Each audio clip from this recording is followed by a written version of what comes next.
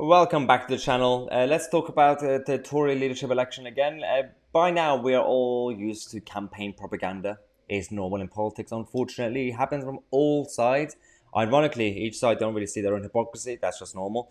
But this is about Rishi Sunak and his campaign team. Let's debunk some idiotic claims.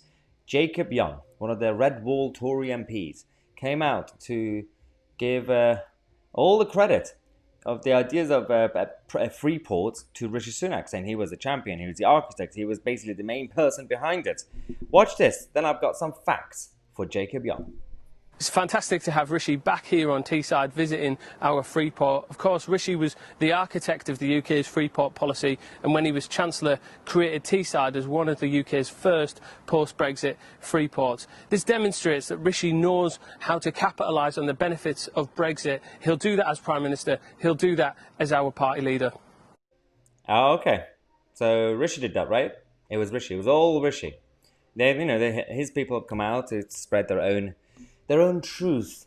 It's absolutely fascinating. Look at this. For example, they say, well, Rishi Sunak in 2016 wrote for the Centre for Policy Studies about Freeport.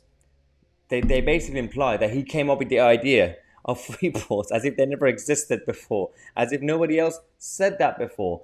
It was actually various think tanks that commissioned for these sort of reports. Throughout history, it's happened many times.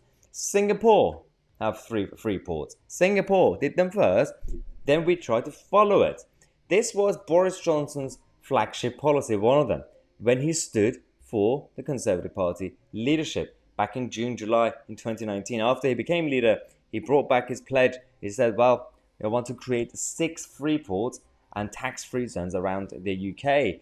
And all the lefties had a meltdown, and the left are very good with propaganda as well. They spread it around, all this fake news about, oh, free ports are for the rich. It's just for the rich. It's basically like Jersey. And no, there's a difference. It's for all your small and medium-sized businesses that you're involved with your import and export.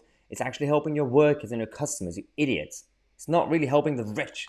I mean, but it's a classic Marx thing that, they go around spreading their own truth, as Meghan Markle would say.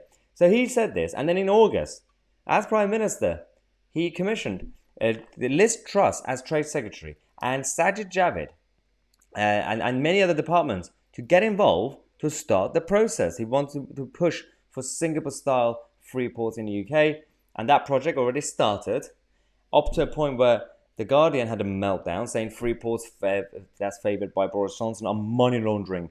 And it's a threat, according to the European Union. Of course, the EU would say that they're going to lose out if we have free ports. But this issue continued, and then Sajid Javid left as Chancellor. Rishi Sunak became Chancellor. By that point, the free port project were already underway. So Boris Johnson asked Rishi to continue, just fund it. And then all the other departments were working together. And number 10, somehow, now that it's all been continued and everything else being implemented, they're rewriting history, Rishi Sunak's campaign, saying, oh yeah, it was him. He did it. He was in charge. He came up with the idea. He led it. And he's finishing it. Probably best not to lie, guys, because I'm here on my channel with the help of you guys to actually debunk these claims. We are here to expose all of you. I don't really care if you're on the left of the party, or right of the party, center of the party, or Tom Tugendhat wing of the party. I will expose you. I don't really care, because I don't really have a horse in this race, so I don't really mind doing that in my day job. So subscribe to the channel. We're going to come back in half an hour. I'm Tousi, and we are the media.